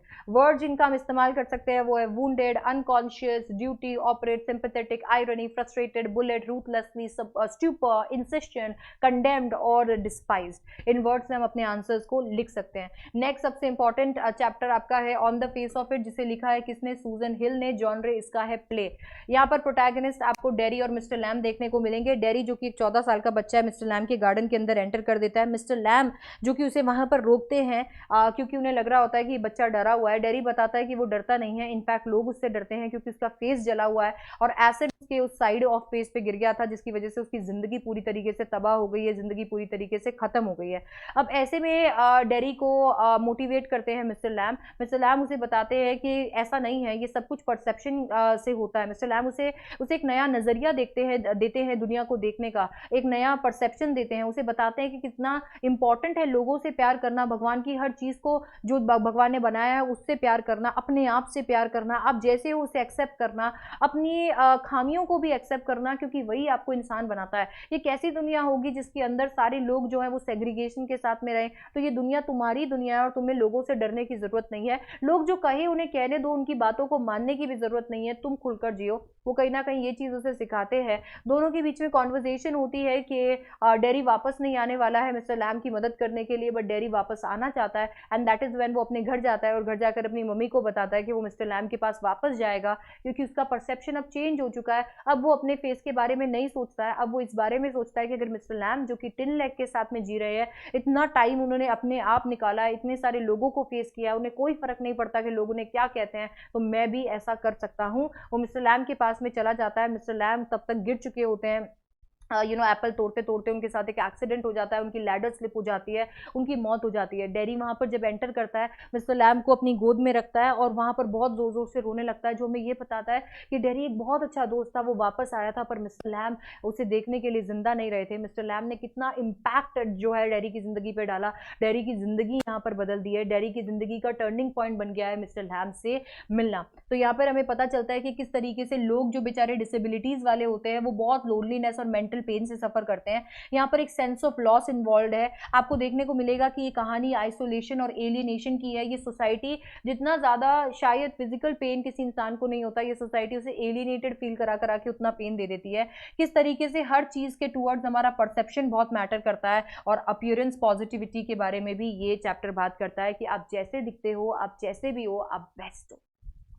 कैरेक्टर्स में मिस्टर लैम आपको देखने को मिलेगा। कैरेक्टर की अगर बात करते हैं मिस्टर लैम के, तो वो बहुत ही परसेप्टिव है, वाइस है, उनका एक टिन लेग है, एक्सपीरियंस्ड है, मेच्योर है, लोनली है, ऑप्टिमिस्टिक है, नेचर को पसंद करते हैं, बहुत ही ओपन है, बहुत ही फ्रेंडली है, पिक्यूलियर बातें करते हैं, बहुत ही अंडरस्टैंडिंग है, पोलाइट है, सेटिस्फाइड है, बहुत ही पॉजिटिव है। डेरी की अगर हम बात करते हैं तो वो बहुत ही हेजिटेंट है, हिचकिचाता है, उसका फेस जो है वो जला हुआ है, शाय है, लोगों की तरफ बहुत ही बिटर है, डिफाइंड नेचर का है, सिनिकल नेचर का है, पेसिमिस्टिक है, लोगों को प्लीज करने में ज्यादा भरोसा रखता है, हर एक चीज जो वो सुनता है उस पर भी यकीन कर लेता है, कुछ स्पेशल ओन करना चाहता है अपने जिंदगी के अंदर। अच्छा, यहाँ पे कुछ आपको वर्ड जो अपने आंसर में लिखने चाहिए वो है startled, panic, peculiar, friend, perception, alienation, इनका इस्तेमाल जरूर कीजिएगा। नेक्स्ट और आपका लास्ट चैप्टर है मेमोरीज ऑफ द चाइल्डहुड, जो कि किसने लिखा है? जितकाला शाह और बामा ने लिखा है। ऑटोबायोग्राफिकल अकाउंट आपको यहाँ पर देखने को मिलेंगे। जितकाला शाह जो कि एक मार्जिनलाइज रेस से बिलोंग करती है, उन्हें उनकी मम्मी से दूर लेकर आया जाता है और वो एक बोर्डिंग स्कूल में आती है। पहला दिन उनका बहुत बेकार जाता है, जहां पर वो ऑलरेडी अपने कंफर्ट जोन से निकली हुई है, वहां पर उनके ऊपर और ज्यादा थोप दिया जाता है लोगों के हम कह सकते हैं डोमिनेंट कल्चर को। अब ऐसे में क्या होता है, सबसे पहले तो उन्हें पूरा का पूरा रूल से खिलाया बताया जाता है, जिसको देखकर तो वो रो ही देती हैं कि किस तरीके से हर एक घंटी के साथ में कुछ ना कुछ करने के लिए एक्टिविटी है। उसके बाद में उनके सुनने में आता है कि उनके बाल काटने की प्लानिंग हो रही है। उनके कल्चर के अंदर बाल काटना एक बहुत ही गलत एक्ट होता है। अगर आप बाल काटते हो दैट मीन्स आप एक कावर्ड हो, आप हार चुके हो, आपके घर के अंदर किसी की मौत हुई है, वो अपने बाल बिल्कुल नहीं कटवाना चाहती है, एंड दैट इज व्हेन वो जाकर छुप जाती है, रिबेल करती है, बट उन्हें पकड़ लिया जाता है, उन्हें सरेंडर करना पड़ता है, उनके बाल काट दिए जाते हैं, जिसके साथ उनका कॉन्फिडेंस भी चूर चूर हो जाता है। इसके बाद में हम बामा की स्टोरी में देखते हैं कि एक 3rd क्लास में पढ़ने वाली बच्ची जो कि अनटचेबिलिटी के कॉन्सेप्ट से कोसों दूर है, वो जो कि बहुत ही ऑब्जर्वेंट है, अपने स्कूल से घर जाने में इतनी सारी चीजें ऑब्जर्व करती है कि उन्हें 1 घंटा लग जाता है।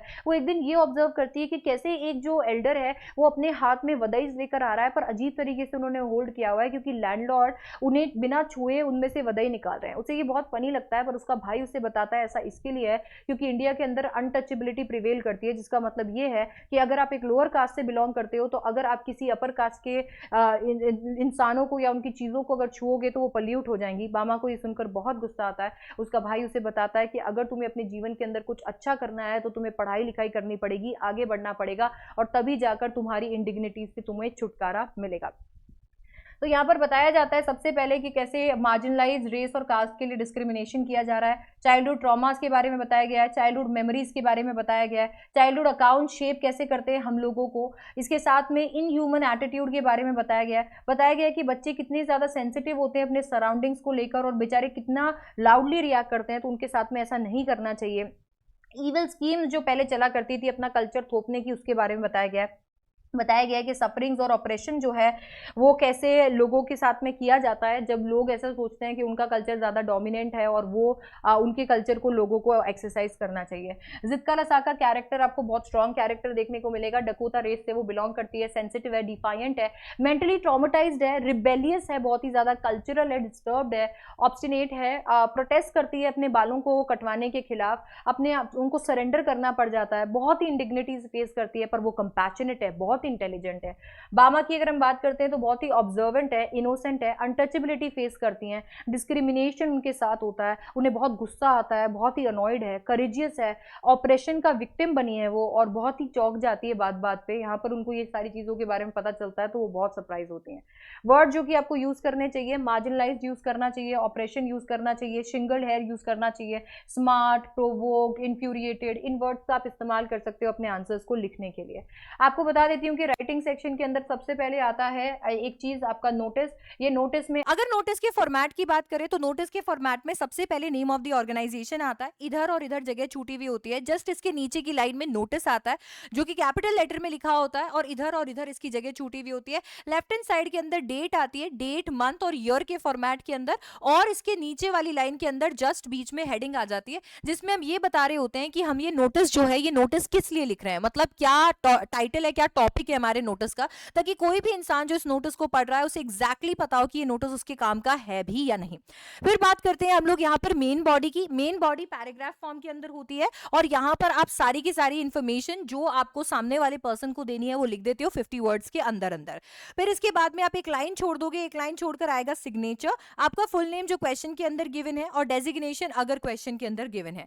इन सारी चीजों को एक बॉक्स के अंदर सिक्योर कर दोगे और हो गया आपका notice complete. This is to inform the dash में रीडर्स आ जाएगा, दैट इवेंट और ऑर्गेनाइजर्स के बारे में बताओगे, ऑन डेट बताओगे, एट टाइम बताओगे, इन वेन्यू बताओगे कि कौन सा वेन्यू है, और कॉल फॉर एक्शन दोगे, लोगों को सबमिट करना है, नाम देने हैं क्या है, और लास्ट में लिखोगे for more information contact the undersigned. Next है आपका इनविटेशन। आप इसे कार्ड में भी लिख सकते हो, लेटर में भी लिख सकते हो। कार्ड तब बनाया जाता है जब बहुत सारे लोगों को लिखना होता है, लेटर तब बनाया जाता है जब किसी एक को लिखना होता है। फॉर्मल इनविटेशन 3rd पर्सन में लिखा जाता है, फॉर्मल रिप्लाई 1st और 3rd दोनों पर्सन में लिखा जा सकता है। इनफॉर्मल इन्विटेशन और रिप्लाई पे ये रूल अप्लाई नहीं होता है, ठीक है। फॉर्मेट, अगर हम कार्ड के फॉर्मेट की बात करते हैं तो यहाँ पर आपको बॉक्स बनाना होता है, आप नाम लिखते हो होस्ट का, या इन्विटेशन एक्सटेंड करते हो, पर्पज देते हो इन्विटेशन का, डेट टाइम वेन्यू बताते हो, स्पेसिफिक इन्फॉर्मेशन देते हो, RSVP लिखते हो। अगर आप यहाँ पर फॉर्मल इन्विटेशन लेटर के फॉर्मेट में लिखते हो तो फॉर्मल लेटर का फॉर्मेट आता है जिसमें आता है sender's address, date, receiver's address, subject, salutation, body, yours और नेम। अगर आप इनफॉर्मल इन्विटेशन या रिप्लाई लिखते हो तो यहाँ पर इनफॉर्मल लेटर लिखना पड़ता है जिसका फॉर्मेट है sender's address, date, salutation, body, yours और आपका नाम। यहाँ पर मैंने आपको सारी की सारी पेटेंट बॉडीज भी दे दी है। जैसे कि अगर आप फॉर्मल इन्विटेशन की बॉडी चाहते हो तो इस तरीके की आपकी बॉडी दिखेगी। नेम ऑफ द होस्ट आएगा, will be obliged if guest could spare some time from his or her busy schedule to be, reason देना है, एट इवेंट, इवेंट बताना है, to be held on, date देना है, time देना है, venue देना है, kindly confirm the acceptance by, date देनी है कि जब तक आप एक्सेप्ट कर लीजिए, ऑब्लाइज, थैंक यू। ये हो गया फॉर्मल इन्विटेशन की बॉडी। इनफॉर्मल इन्विटेशन की बॉडी में आ सकता है यू नो, इवेंट को डिस्क्राइब करो, it gives me great pleasure to invite you to, event को डिस्क्राइब करो, वेन्यू बताओ, डेट बताओ, मैसेज दो कि मैं कितना एक्साइटेड हूं तुमसे मिलने के लिए, एंड फाइनली एक लाइट नोट पे बोलो do join us, I will be waiting for your reply. अगर आप फॉर्मल रिप्लाई की बॉडी की बात करो तो फॉर्मल रिप्लाई को आप थर्ड पर्सन और फर्स्ट पर्सन दोनों में लिख सकते हो। ये पेटेंट बॉडी जो एक्सेप्टेंस और डिक्लाइन की है थर्ड पर्सन के अंदर लिखी हुई है, यहाँ पर थर्ड पर्सन प्रोनाउंस को चेंज करके आप फर्स्ट पर्सन में कन्वर्ट कर दोगे तो सेम बॉडी फर्स्ट पर्सन में भी आ जाएगी। तो एक्सेप्टेंस में आप लिख सकते हो सेंडर का नाम, has much pleasure in accepting the kind information of, नाम बताओगे होस्ट का, टू द इवेंट, इवेंट दोगे, डेट दोगे, थैंक यू। इसके बाद में आ जाएगा डिक्लाइन। डिक्लाइन के अंदर सेंडर थैंक्स होस्ट का नाम दोगे for their kind invitation, to the event बताओगे, डेट बताओगे, but regrets his or her inability to attend because of prior engagement, he or she conveys best wishes. ये हो गया आपकी डिक्लाइनिंग की बॉडी। इतना ही लिखना होता है क्योंकि 50 वर्ड की वर्ड लिमिट है। इसके बाद में अगर इनफॉर्मल रिप्लाई की बॉडी बात करते हो तो एक्सेप्टेंस और रिजेक्शन इसकी बॉडी अलग अलग है। एक्सेप्टेंस में आप लिख सकते हो I have received your invitation for the event to be held on, date और टाइम बताओगे, एट, वेन्यू बताओगे, I am extremely happy to know, event के बारे में, I would like to confirm my presence, looking forward, और conclude कर दोगे happy note पे। इसके बाद में आप रिजेक्ट भी यहाँ पर कर सकते हो, बोलोगे I feel honour to be invited to attend, event बताओगे, please accept my thanks and congratulations, unfortunately due to some unavoidable previous commitments I shall not be able to attend, event बताओगे, best wishes. Alright, letter to editor और job application का एक ही format रहता है क्योंकि दोनों ही formal letter के अंदर लिखे जाते हैं। ये रहा आपका format, sender's address, date, receiver's address, subject, salutation, body, yours और नेम। आपको बता देती हूँ कि जब अगर आप लेटर टू एडिटर की बॉडी लिखोगे तो याद रखना आप शुरुआत कर सकते हो through the columns of your esteem newspaper, I would like to raise my concern, और फिर प्रॉब्लम बता सकते हो। 3 पॉइंट्स यहाँ पे प्रॉब्लम्स, कॉजेज, इफेक्ट्स, इन सब के बारे में बता सकते हो। 3 एक पॉइंट आप सोल्यूशन, सजेशन और होप के दे सकते हो, एंड कंक्लूड कर सकते हो ये लिख के I request you to highlight the issue problem in your newspaper.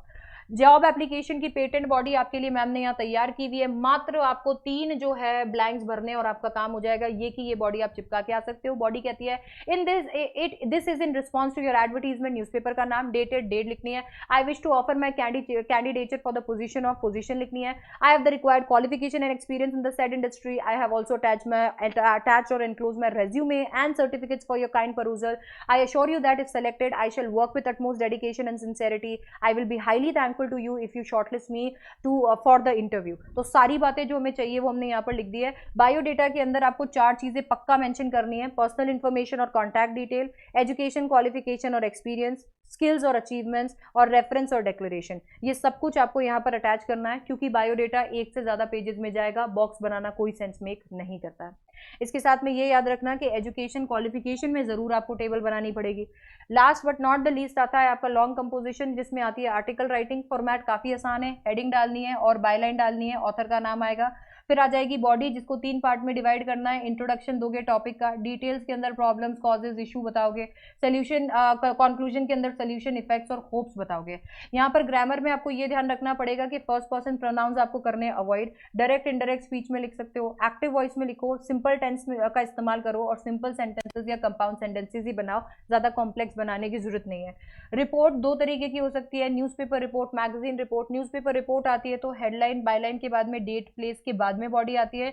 Magazine के फॉर्मेट में हेडलाइन, बायलाइन और बॉडी आ जाती है। ये हो गया फॉर्मेट। इसकी बॉडी के अंदर इंट्रोडक्शन में आप थोड़ा इशू बताते हो, डिटेल में what, why, when, where, how, who, whom, whose बताते हो। कंक्लूजन के अंदर एक्सपीरियंस शेयर करते हो।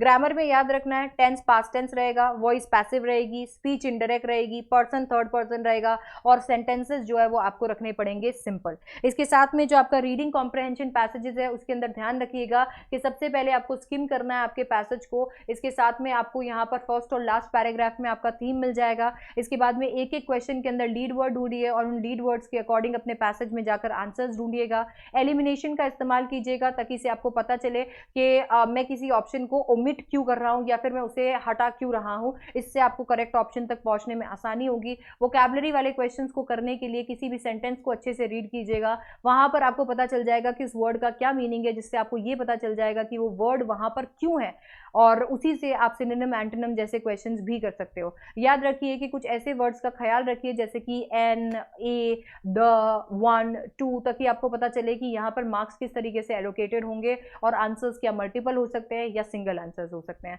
तो ये था मेरा पूरा का पूरा इंग्लिश का रिविजन जो मैंने आपको करा दिया। ये सारी बातें जो मैंने आपको बताई है आपको याद होनी चाहिए। ये चीट शीट जो है ये आपको मिल जाएगी मेरे टेलीग्राम पे, जो कि है लर्न विद शिप्रा, और आपको उसका लिंक मैं दे दूंगी डिस्क्रिप्शन में। तो इसके साथ में हमने इंग्लिश का रिवीजन सबसे फास्टेस्ट पॉसिबल तरीके से कर लिया है। आई होप आपको ये रिवीजन पसंद आया होगा, एंड आई विश कि ये रिवीजन आपको मदद करे और आपका एग्जाम बहुत अच्छा जाए। I wish you guys all the very best, and also video को लाइक ज़रूर करिएगा, अपने फ्रेंड्स तक ज़रूर शेयर कीजिएगा, एंड चैनल को सब्सक्राइब कीजिएगा अगर इस चैनल ने आपकी मदद की है तो। And I will see you in the next one. Thank you so much for watching. Bye bye, take care.